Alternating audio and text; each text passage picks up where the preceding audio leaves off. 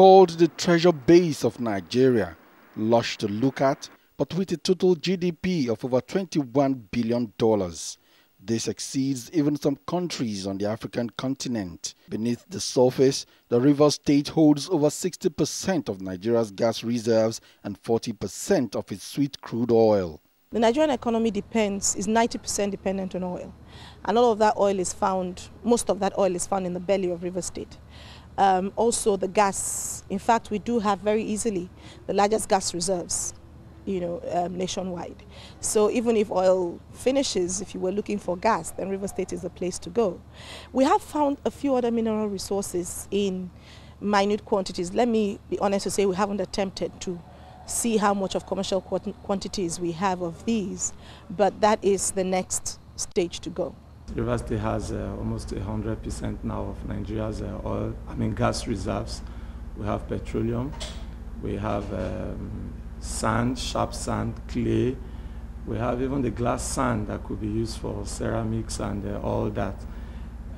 We have salt water, which you can also use for industrial salt and all that. The state is so endowed with so much natural and abundant resources that no one will be able to stop that tag, the treasure base of the nation. Already though, the state governor, ROTIMI AMAECHI, is looking beyond oil and gas. He is shifting to agriculture and capacity building. He is also positioning the state to become the biggest investment destination in Nigeria. Beyond oil and gas, we are beginning to think that we should also focus on agriculture. Of course, you knew that this was agriculture, the oil palm belt in Nigeria. So we're trying to redevelop that. That cannot be hidden. It's something that you plant on the soil. And then we're also looking, if it's possible, we're doing a feasibility study to look at jatropha and all that. So beyond the oil economy, we're also trying to establish an agri-based economy, just as we're trying to establish a knowledge-based economy. The River State government at this point in time is bent on pursuing what we refer to as a public-private partnership. Now, the reason is quite obvious. As a government, we do appreciate that it is the responsibility of government to create an enabling environment, not exactly the responsibility of government to manage businesses. We think it is the private sector that has comparative advantage to manage businesses. Making the wealth of the state work for its people has been an uphill task, but glimmers of hope are beginning to emerge. 31-year-old CHIDI OKOLI has been a furniture maker and an interior decorator for 4 years now. He has 6 dependents and his income barely sustained his extended family. But his business received a boost when the state government paid for this road. The road links the major expressway and Elelenwo. This boosts traffic links to the major industrial layout in the state capital. Business has improved. CHIDI has had a raise and now he is planning to start his own family.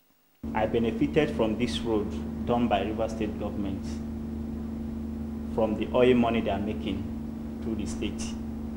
Now the road affected my business. We are doing well more than we are doing before. And now my boss increased my salary with 20,000 naira just last 2 months. And now I can do what I cannot do before. And now I'm planning to get married. I thank the River State government for their job well done. The state government has embarked on a series of ambitious projects and is working to convert resources to more people-friendly services. The number of local and foreign investors interested in the River State is continuing to rise. It creates employment, there is no doubt about it. It creates, or provides opportunities for the setting up of small businesses, of course, to service some of these other big businesses. And all those things, all the wheel of the economy of the state. But outside of that, one of the things why we have not been able to positively say that yes, indeed, the state has benefited from it is a problem of power. Of course, you know that the problem of power goes beyond just politics. It has some constitutional and statutory limitations and challenges. The state is about to achieve self-sufficiency in power generation.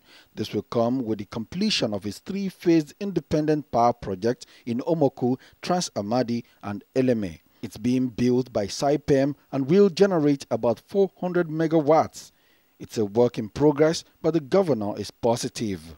The one that we can't lay claim to have impacted positively yet is the one of power, because we've not completed power.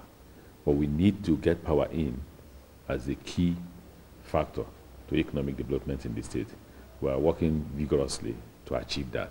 This state used to be called the Oil Rivers Protectorate. This referred as much to its picturesque streams as to its rivers of palm oil and crude oil, for which the state has been famous for 200 years, a fame the governor wants to see continue.